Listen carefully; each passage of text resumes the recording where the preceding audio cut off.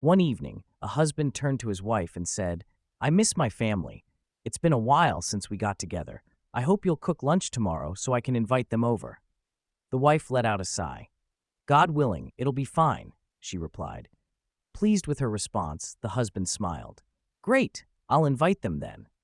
The next morning, he left early for work, looking forward to the family gathering. At 1 o'clock, he returned home, excitement in his eyes. "Did you cook? My family will be here in an hour," he asked eagerly. But the wife, sitting comfortably, simply said, "No, I didn't cook. Your family isn't strangers. They can eat whatever is in the house." The husband's smile faded. "God forgive you. Why didn't you tell me yesterday that you wouldn't cook? Now they're on their way. What am I supposed to do?" Unbothered, the wife shrugged. "Just call them and apologize. They're not strangers, right?" Disappointed, the husband grabbed his keys and left without another word. A few minutes later, a knock echoed through the house. The wife, still feeling justified, opened the door, and her heart nearly stopped. There stood her father, her brothers, her sisters, and their children, all smiling warmly. Her father's deep voice broke the silence. "Where's your husband?"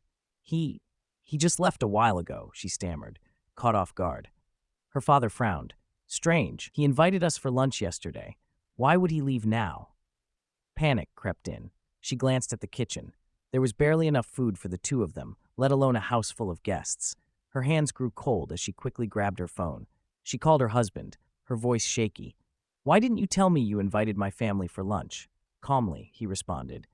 "Your family is my family, and mine is yours. There's no difference, right?"